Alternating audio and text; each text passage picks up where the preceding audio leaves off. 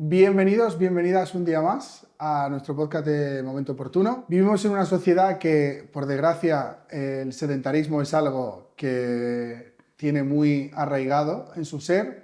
Vivimos en una sociedad donde la siesta es tradición y tenemos que cambiar ese mundo. Así que hoy tenemos una persona que vive totalmente contrario a eso. Vive trabajando en el entrenamiento personal, lo vive como si fuera casi su vida, en su día a día. Es hasta la fecha la persona que he conocido más pasión le pone a esto. Así que nada, sin más os presento de nuevo a Alex. ¿Qué tal? Muy buenas. Muy bien, nada, agradecido otra vez de estar aquí y nada, un podcast importante porque vamos a hablar de un tema, como bien dices, muy importante y que hay que cambiar rápidamente ya el chip en la sociedad, como es el por qué no, al final debemos entrenar, porque debemos hacer ejercicio. Justo, de hecho, mi primera pregunta era, ¿cómo decides tú de repente, o sea, en tu vida, cambiar de, o sea, o añadir el entrenamiento físico a tu día a día? Mira, pues lo medio contesté un poquito en el anterior podcast, pero ese cambio se dio en mí en mi adolescencia, ¿no? Cuando estaba pasando un momento difícil y fue al final el entrenamiento, el ejercicio, el empezar a moverme lo que me sacó de ese círculo un poco feo, ¿no? Pues me ayudó a sentirme mejor conmigo mismo, a darme un propósito y, y al final poder disfrutar lo que estaba haciendo en mi vida. Y hoy en día, ¿cómo lo vives el entrenamiento físico? Hoy lo vivo como, yo siempre lo digo, el entrenamiento físico es mi estilo de vida. No concibo mi vida fuera de ahí, todo lo organizo alrededor del entrenamiento. Es una mentalidad un poco extremista, excesiva, no es para todo el mundo, pero a día de hoy es el pilar clave en mi vida, ya no solo por esos beneficios físicos, por esa salud que me aporta a nivel física, sino también a nivel cabeza. Yo siempre lo digo, el día que no entreno estoy insoportable. O sea, ¿que entrenas a diario para no ser Entreno a diario. insoportable a diario o cómo lo haces? Intento entrenar todos los días, darme esa dosis de salud física y sobre todo a nivel mental todos los días. De hecho, todo el mundo, la mayoría de la gente empieza a entrenar buscando esos objetivos físicos, ¿no?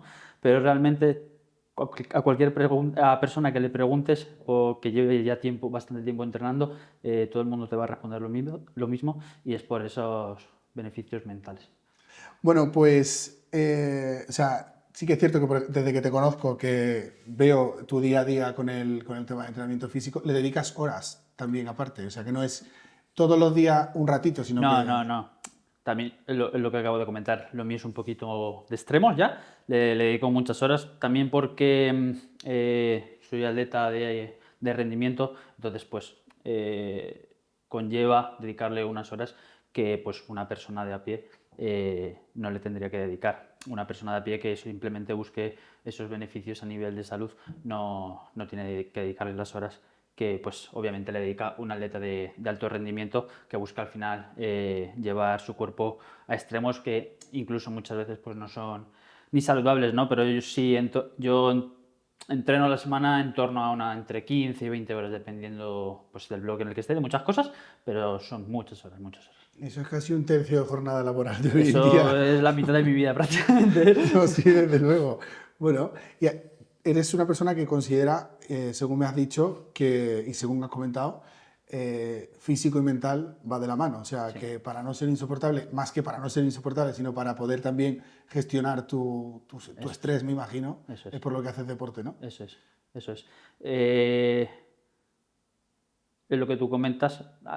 Ya a nivel hormonal, a nivel fisiológico, hay una respuesta que explica todos esos beneficios que he comentado a nivel mental, pero eso, al final a nivel de gestión del estrés, ayuda un montón. Ayuda a que te tomes las cosas con la rectitud, te veas de otra manera, ayuda a gestionar muchísimo todos esos aspectos psicológicos que nos afectan día a día. Tirando un poquito de este hilo, Sí. ¿por qué crees tú que el entrenamiento físico antes no se le hacía, o sea, antes a lo mejor en la época romana sí que, por ejemplo, era algo, un pilar básico, ¿no? Y ahora hoy en día ha pegado un declive, la gente se dedica más a lo mejor a hacer, pues, Claro. ejercicio más aeróbico o salir a correr. A ver, al final es obvio, ¿no? Al final, como sociedad evolucionamos, evoluciona nuestra tecnología. A medida que ha ido evolucionando nuestra sociedad, pues le hemos ido dando al componente intelectual un poquito más de importancia. Y esa fuerza física, ese aspecto físico, pues hemos ido dándole menos importancia. Pero al final tenemos que pensar que nuestra genética es la misma, ¿no? Y nuestro cuerpo ha evolucionado durante millones de años en un entorno pues, en el que debía ser fuerte, ¿no? Al final necesitamos esa fuerza para comer, para proteger a nuestra familia, para cazar. Ahora, obviamente, pues no necesitamos ponernos detrás de un cervatillo a cazarle con lanza ni nada por el estilo, ¿no? Además, Todavía. todavía. Además, en la mayoría de nuestros trabajos actuales, pues salvo que seas pues, bombero, trabajes en la obra, algo así, pues no necesitas de esa fuerza física, ¿no? Y al final pues le hemos ido dando menos importancia, pero como te digo, nuestra fisiología evolucionó durante millones de años en un entorno en el que debía ser fuerte. Y necesitamos esa fuerza para que nuestros genes se puedan expresar con salud y con naturalidad. Por lo tanto, debemos, en cierta manera, como te digo, pues replicar esas condiciones bajo las que nuestros genes, nuestra fisiología evolucionó, pues para que nuestra cabeza y nuestra mente, que es lo que hablamos anteriormente, pues puedan convivir con el mundo moderno, con la sociedad actual. Vale, con esto, cuéntanos un poquito también así, un poco más asentándolo para que el oyente le encuentre el sentido a entrenar, porque y la diferencia que hay entre el entrenamiento también y otro tipo de deportes, a lo mejor porque de hecho el entrenamiento es la base de los deportes, por ejemplo, de fútbol, tenis, o sea, no es solamente jugar el partido, saber darle a la raqueta, sino que también lleva un entrenamiento base para poder, o sea, cuéntanos un poco cuál es el beneficio que nos genera entrenar fuerza en este caso. Al final entrenar es la base. Cualquier deporte que pienses pues requiere un mínimo de fuerza. También depende mucho cómo la persona se quiera tomar ese deporte y ese ejercicio, ¿no? Pero al final tenemos que pensar que todo ejercicio que hagamos requiere un mínimo de aplicación de fuerza. Entonces, entrenar nuestra condición física para poder realizar cualquier actividad, ya sea diaria y más específicamente cualquier otro deporte, es necesaria. Obviamente dependerá pues, del ejercicio y de la actividad que tú hagas, necesitarás una mejor o una peor condición física. Pero bueno, los beneficios, ya independientemente de si entrenas fuerza o no, que tenemos que entrenarla, ¿vale? No hace falta que sean 15 horas, Tajante, no hace tajante. falta que sean 15 horas a la semana, pero bueno, hay que entrenarla. Ya vas a obtener muchos beneficios practicando cualquier otro tipo de deporte. Obviamente, la fuerza es la base, es la capacidad a partir de la cual derivan todas las demás. Esto es importante y por lo tanto debemos entrenarla específicamente. Cuando te refieres que es la base de todo lo demás, ayúdanos un poquito a entender. Pues pensemos en cualquier capacidad física que todo el mundo conoce, pues la resistencia, la flexibilidad, al final todos derivan de ella. La resistencia simplemente es una fuerza mantenida durante un largo periodo de tiempo. Yo qué sé, la estabilidad requiere una aplicación de fuerza para vencer la gravedad. La velocidad es simplemente fuerza aplicada de forma muy rápida. Todo lo que hacemos en nuestro día a día requiere una aplicación de fuerza. Por lo tanto, debemos entrenarla específicamente para que el resto de capacidades ya se van a ver beneficiadas por el entrenamiento de esta fuerza. O sea que el entrenamiento de fuerza no va tanto a lo quiero un cuerpo bonito, sino quiero un cuerpo sano, le podríamos decir, ¿no? Exactamente, es tan importante ese aspecto físico, ¿no? Porque al final pues tiene sus beneficios a nivel mental, pero ya no es una cuestión de eso, no es una cuestión solo de estética, que también es una cuestión de salud, que a nivel interno, a nivel fisiológico funcionemos correctamente y como comentábamos anteriormente, que nuestros genes, nuestra fisiología se puedan expresar correctamente, porque si no, esto va a conllevar pues, la aparición de múltiples alteraciones, patologías que son a día de hoy muy comunes en el siglo XXI. Vamos a meternos un poquito en ese tema, a ver, ¿Vale? que yo creo que también es algo que te gusta, porque la enfermedad es algo que no nos gusta a ninguno, o sea, que vivimos con ello en nuestro día a día, amigos, familiares, nosotros mismos, una gripe a lo mejor, y siempre buscamos la varita mágica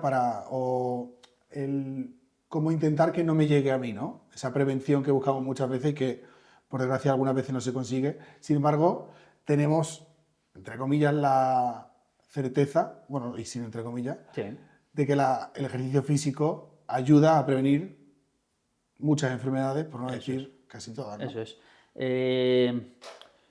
Sin embargo, es muy correcto lo que dices, sin embargo, el ejercicio en general y más concretamente el entrenamiento de fuerza sí que a día de hoy siendo muy menospreciado en su capacidad como agente terapéutico, ¿no? No solo para prevenir esas enfermedades que comentamos, sino para tratarlas también.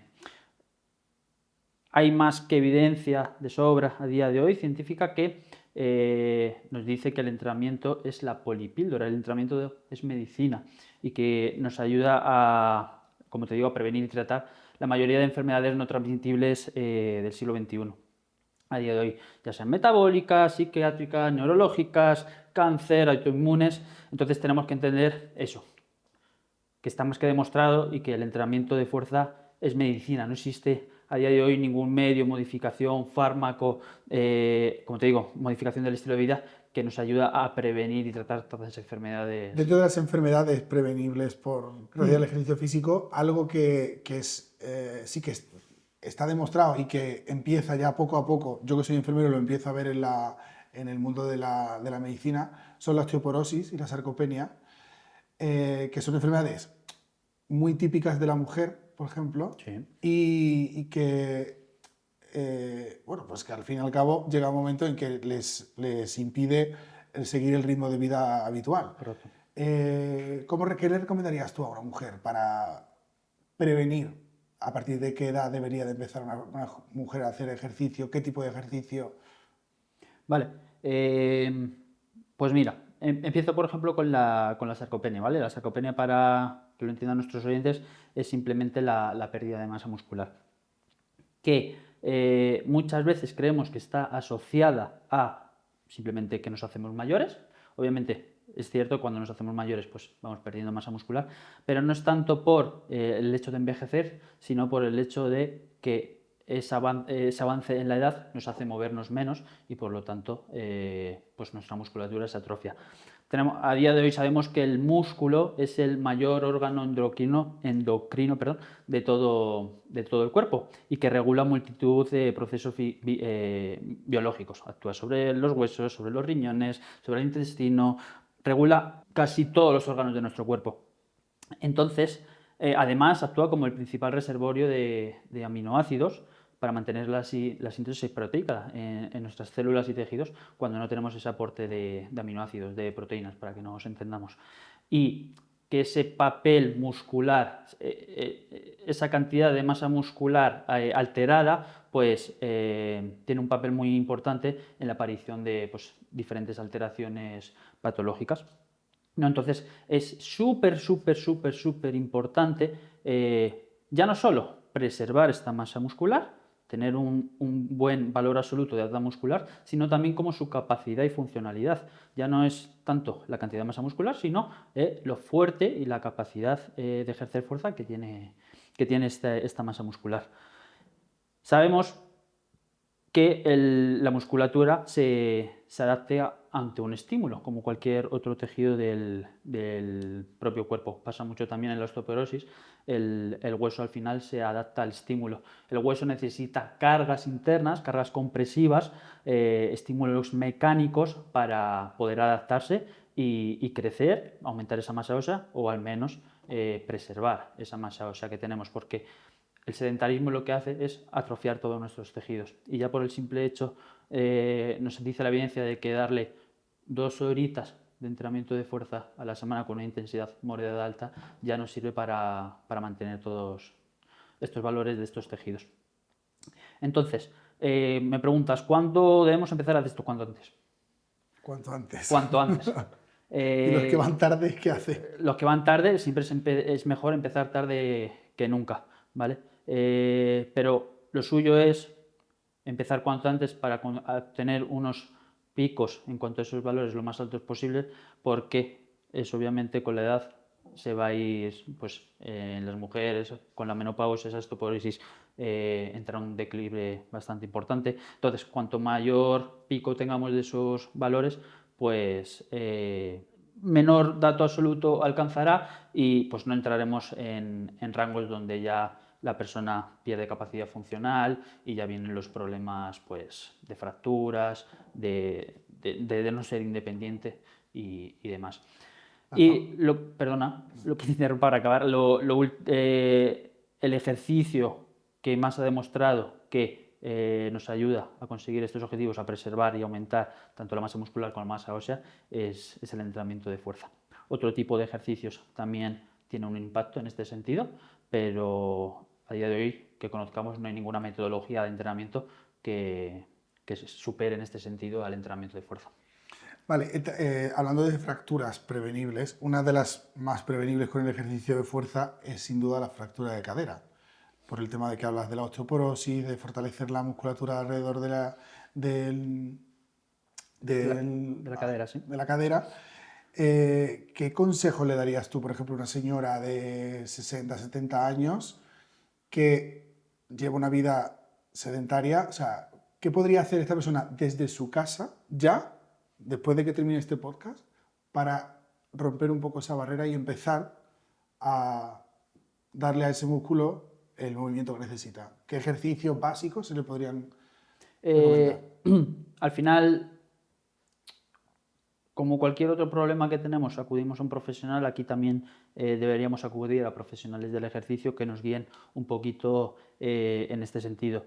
Pero lo principal, como pudimos comentar en el anterior podcast, es empezar por la base, por lo que nosotros llamamos esos patrones básicos de movimiento, ¿vale? Aprender bien esos patrones y importante ir con el tiempo, pues haciendo una sobrecarga, aumentando la intensidad, la dificultad de estos ejercicios, las cargas que movemos, para que ese tejido siempre tenga un estímulo y se vaya adaptando, creciendo, haciéndose más fuerte y demás, que al final es lo que buscamos. Pero al final es súper importante ponerse en contacto con un profesional que sepa de esto y que te guíe en el sentido, porque como en todo, como en cualquier otra cosa de la vida, al final lo importante es la dosis. Tanto un exceso de esa dosis como un defecto puede tener problemas serios. Entonces, también está muy bien hacer ejercicio, es imprescindible hacer ejercicio y entrenar, pero cuidado con esa dosis, ¿vale? Y si no quieres perder tiempo en informarte, leer, estudiar, ponte en contacto con un profesional para que lo hagas correctamente y de forma segura. Deja tu teléfono por si acaso alguien se quiere apuntar a este mood. Vale, aparte de la osteoporosis, de la sarcopenia, o sea, algo que sin duda todo el mundo relaciona es: hago ejercicio físico, pierdo peso, pierdo grasa, pero claro, la gente no sabe qué tipo de grasa tenemos en el cuerpo, porque yo sí, más o menos sé que tenemos dos. Sí. Cuéntanos un poquito, háblanos de la grasa, esa gran enemiga de todos los entrenadores personales. Supongo que te estás refiriendo a la grasa visceral, ¿no? La grasa visceral, para que nos entiendan los que nos están escuchando, la grasa visceral, también llamada grasa intraabdominal o grasa subcutánea, es la que a nivel de salud se considera más peligrosa. Es simplemente la grasa que se encuentra entre nuestras vísceras y órganos. Y como digo, es a nivel de salud la que más problemática y patologías puede generar. Se ha visto, y está muy estudiado, que el entrenamiento de fuerza pues tiene un impacto en cuanto a la reducción de esta grasa visceral. De hecho, se ha visto que el hecho de añadir un componente dietético a este entrenamiento de fuerza, además, es decir, complementarlo con una dieta, ¿vale? No aumenta más el efecto, ¿vale? Es decir, que el entrenamiento por sí solo ya tiene un impacto en esta grasa visceral, ayuda a reducirla, independientemente luego si tienes un superávit o un balance energético negativo. Entonces, por favor. Si no te importa, explica un poquito que lo del superávit o un balance negativo de... Vale, simplemente nosotros gastamos unas calorías en nuestro día. Tenemos lo que se conoce el metabolismo basal, que es lo que gasta nuestro cuerpo por el hecho de estar vivo, ¿vale? Simplemente si nos pusiéramos aquí tumbados en el suelo 24 horas del día y midiésemos lo que hemos gastado por el respirar que funciona en nuestro cuerpo, eso es el metabolismo basal. Y a ese metabolismo basal pues se le añade el gasto energético que tengamos nosotros en el día. Pues lo que caminamos a trabajar, todo eso, ¿no? Y eso, pues es nuestro gasto energético total diario, ¿vale? Pues un superávit calórico es ingerir más calorías, es ingerir calorías por encima de ese gasto energético que tenemos en el día. Y un déficit calórico, un balance energético negativo, pues es justamente lo contrario, menos calorías de las que nuestro cuerpo ha gastado en el día a día, ¿vale? Si ingerimos más calorías de las que nuestro cuerpo gasta, subiremos de peso. Si por el defecto ingerimos menos, pues nuestro cuerpo bajará de peso. Ahora bien, importante, ¿de qué va a depender que esa subida de peso sea de masa muscular o esa bajada de peso sea de masa muscular o de grasa? El entrenamiento de fuerza, ¿vale? Si nosotros entrenamos fuerza, le estamos diciendo a nuestro cuerpo, oye, necesito esta masa muscular, manténla, ¿vale? En el caso de un balance energético negativo, pues cogerá este defecto, digamos, de energía, pues de nuestras reservas grasas. Si no entrenamos fuerza y tenemos este balance energético negativo, bajaremos de peso, pero mantendremos la relación masa magra, masa grasa, lo cual a nivel de salud es exactamente lo mismo, simplemente estás igual, pero con unos valores más bajitos de peso, pero tu relación es exactamente la misma. Entonces no ganamos nada, entiéndeme. ¿Vale? Y por lo contrario, si tenemos un superávit calórico y entrenamos fuerza, ganaremos masa muscular. No subiremos ese peso solo de grasa. Por tanto, necesitamos, aunque vaya desligado, o sea, necesitamos por un lado el ejercicio físico y por otro lado, por lo menos, un control alimenticio, ¿no? Eso es. Tampoco vamos a... No, yo hago deporte y puedo ir todos los días a cenar hamburguesa. Eso es, simplemente, y esta es la idea que quería transmitir, es el entrenamiento de fuerza lo que va a hacer es redirigir este exceso de efecto de calorías hacia un objetivo bueno o hacia un objetivo no tan bueno. Yo recuerdo, por ejemplo, algo que cuando yo empezaba a ir al gimnasio allí en Ceuta, al gimnasio de mi tío, siempre había el mismo mood. O sea, nosotros empezábamos a ir, yo iba con un amigo y lo típico, salías del gimnasio y llegabas a casa, nada, una ensaladita, fitness, tal, pero con vinagre de Módena. O sea, No vale. Claro. Y luego pasaba también incluso con el tabaco, ¿no? Que salías del gimnasio y decías, bueno, este no me lo voy a fumar. Pero luego el mal hábito gana siempre, a mí me ganó siempre al buen hábito. Luego, gracias a Dios, pues cambié eso y mi vida fue por otro lado, ¿no? Pero es muy típico ver a principiantes salir del gimnasio y encenderse un cigarrillo. O sea, y sin embargo, el cuerpo, una vez que hace bien un deporte, lo que te hace es no pedirte para nada un cigarro. De hecho, empiezo a conocer a gente ahora que gracias al entrenamiento deja de fumar. O sea, sin planteárselo siquiera, deja de fumar. O sea, ¿hay una relación lógica en todo esto? ¿Una base científica? Sí, obviamente es muy difícil cambiar hábitos que tenemos arraigados desde hace muchísimos años. Es muy complicado. Pero un buen hábito lleva a otro. Un buen hábito te hace sentir bien y te hace intentar que el resto de hábitos negativos los cambies. No es tanto a nivel fisiológico, que también tiene una segregación de ciertas hormonas y ciertos neurotransmisores que ayudan a esto, pero también es un aspecto a nivel mental y un refuerzo hacia ti mismo como persona. Al final, cumplir un objetivo bueno te ayuda como objetivo a corto plazo para que vayas dando pasitos y cumpliendo el resto de ellos. Mental, ¿eh? O sea, que de hecho has empezado con un... Sí. A mí me relaja. ¿Cómo relacionas tú el deporte con el tema mental? O sea, ¿qué importancia le das con tus clientes a esta parte mental que muchas veces sois segundos psicólogos, en algunos incluso primeros, porque no se atreven a ir a profesionales titulados, pero como segundo psicólogo en algunas ocasiones o como primero, cómo lo vives tú de manera personal? Lo vivo como hemos hablado un poquito antes, ¿no? La gente nunca viene por ese aspecto mental, quizá gente que ya lleva tiempo entrenando sí, pero viene buscando esos objetivos físicos, pero al final lo que se dan cuenta y lo que se encuentran es, ostras, esto, o sea, independientemente de si ha cambiado o no mi cuerpo, me siento mejor con el cuerpo y me siento mucho mejor a nivel de cabeza, me siento mucho más activo, tengo más ganas de hacer más cosas que antes. Ese body positive ¿no? que está muy de moda ahora, estoy mucho más a gusto con mi cuerpo, independientemente, como te digo, si ha cambiado o no ha cambiado.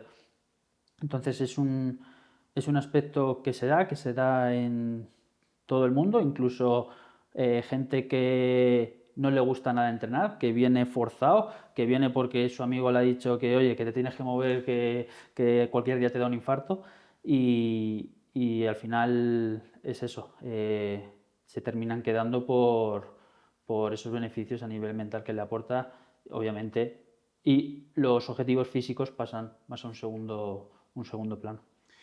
Tengo una pregunta que te quiero hacer, pero quiero, a hilo de esto, quiero preguntarte personalmente cómo lo vives tú. O sea, cómo este cambio que tú ves en la gente, ya no solamente a nivel físico, sino también a nivel mental. O sea, qué satisfacción, pues me imagino que producirá una Muchas, satisfacción. muchas. A mí me encanta porque yo lo he vivido también y, joder, es muy guay cuando se lo veo en otras personas y además la gente es súper agradecida porque la gente cuando se empieza a dar cuenta de esto se vuelve mucho más social contigo, generas una relación, un vínculo mucho más profundo con esa persona, te lo comentan, te lo agradecen.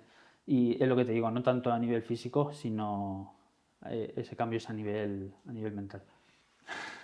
Qué fuerte, ¿eh? Y bueno, ahí voy a retomar un poco el tema de las patologías, porque hay una patología hoy día que... Te sirvo yo. Hay una patología hoy día que, bueno, que se da mucho, que es la diabetes, Ajá. que muchas veces el paciente diabético, pues lo primero que hace, yo lo veo en la consulta, lo primero que hace es asustarse muchísimo. O sea, cuando llega el médico le da la analítica, es usted diabético, no es usted diabética. Ya es como, "Oh, Dios mío, ya no puedo comer dulces, ya no puedo sociabilizar porque ya no puedo hacer la mitad de las cosas que yo hacía habitualmente, no sé cuánto". Y yo en la consulta les redirijo un poco de manera nutricional y tal, y siempre les animo a hacer ejercicio físico y es lo que nunca o lo que más les cuesta hacer. O sea, porfa, dame razones para que la gente entienda por qué siendo diabético es necesario hacer ejercicio físico. No solamente ya irse a caminar, como nos han dicho ahora, que 10.000 pasos te salvan la vida. Bueno, si es para correr de alguien, Te igual sí. mejoran la vida. Te mejoran la vida, pero no te la salvan exactamente. Exactamente. Necesitamos más. O sea, Mucho más, sí. Primero hay que diferenciar entre diabetes y diabetes, ¿vale? Simplemente por poner un poquito en contexto, está la diabetes tipo 1, que es la insulinodependiente, es decir, que necesitas inyectar insulina porque el cuerpo ya no puede segregarla, no funciona. Y luego está la diabetes tipo 2, que es ese páncreas no genera la suficiente insulina o si la genera, pues no se usa adecuadamente en el organismo. Entonces, en la diabetes tipo 1 hay que inyectar insulina y tu estilo de vida y tu forma de organizar tu vida va a tener que cambiar por narices, ahí no hay más tu tía. Pero en la diabetes tipo 2 sí que se ha visto que el entrenamiento de fuerza nos ayuda a mejorar muchos indicadores cardiometabólicos en personas que tienen este riesgo a padecer esta diabetes tipo 2 o incluso que la padecen, ¿vale? Pues para prevenir, frenar e incluso mejorar todos esos factores cardiometabólicos. Además, dentro de todo el ejercicio, el entrenamiento de fuerza es la metodología, metodología por llamarlo de alguna manera, no me gusta utilizar esa palabra, pero digamos el tipo de entrenamiento que más ayuda en este sentido. Y volviendo un poquito a lo que pasaba con la grasa subcutánea, la grasa visceral, ¿vale? La adición de un componente dietético no aumentó más el efecto, ¿vale? Esto se vio, por ejemplo, en el metaanálisis de CADIR de 2021, de hace relativamente poco, donde se veía esto, que la adición de un componente dietético a ese entrenamiento de fuerza pues no aumentaba más el efecto. O sea que el entrenamiento de fuerza por sí solo, otra vez, vemos que ya tiene un carácter protector y que nos ayuda a tratar pues esa diabetes.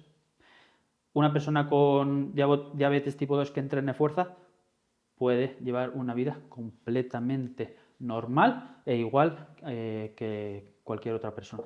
Puede comer arroz. Puede comer arroz, no pasa nada, siempre que se lleve pues, ese entrenamiento de fuerza, esos hábitos de ejercicio. Al final el entrenamiento de fuerza es un regulador de la glucemia y de la insulina clave.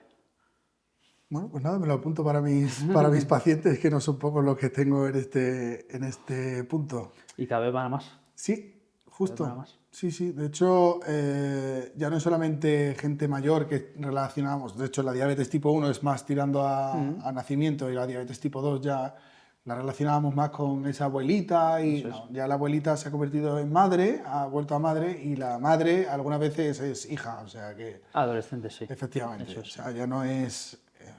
el tiempo ha cambiado, los tiempos han cambiado y la cosa va pues eso. Esto es una de las mayores pandemias de este siglo, esa obesidad y todo lo que acarrea esa obesidad en cuanto a enfermedades crónicas, cardiovasculares, diabetes, etcétera, etcétera. Sí, sí, como hablábamos en la cabecera, el sedentarismo es el enemigo del siglo XXI. O sea. Vale, y ya por un poco ir casi cerrando, tenemos a nuestros queridos abuelitos ahí, que hoy en día nosotros que estamos en Madrid los vemos en el Retiro haciendo deporte, pero hacen un deporte pues muy básico. El que les guía suele ser alguien que les hace, pues, a lo mejor, yo qué sé, coger una pesa y levantarla de medio kilo, 1 kilo y que tal. ya es mejor que nada, ¿eh? Que es mejor que nada, es mejor que nada. Pero sí que es cierto que desde el punto de vista del entrenamiento físico, o sea, da lo mismo la edad que tengas. Y por hacer un inciso, tendemos a fragilizarnos. Y he visto personas mayores, por encima de los 60 años, mucho más fuertes que la mayoría de jóvenes actuales. Toma ahí. Es así, es así. Y no hay que tener miedo. Obviamente el cuerpo de 60 años no es el de 15, el de 20 años, pero no hay que tenerle miedo a meterle caña a ese cuerpo, a darle un estímulo fuerte, que una persona de 60 años todavía tiene mucho margen y se puede adaptar. Es importante también potenciar esto en la edad adulta, la edad anciana también, o sea, que ese anciano frágil del que habla la OMS, que puede ser un anciano frágil por edad, pero no un anciano frágil por física. Eso es. Teniendo una base científica el entrenamiento físico, la propia ciencia medicinal lo rechaza o no lo potencia como debería. Sí que es cierto que poco a poco, o por lo menos lo que yo veo en la Comunidad de Madrid, se empieza ya a medio prescribir el entrenamiento físico, pero todavía estamos muy lejos de lo que la sociedad necesita. ¿Qué crees que está pasando? ¿Dónde crees que cojea todo esto? ¿Qué solución se le podría dar a esto?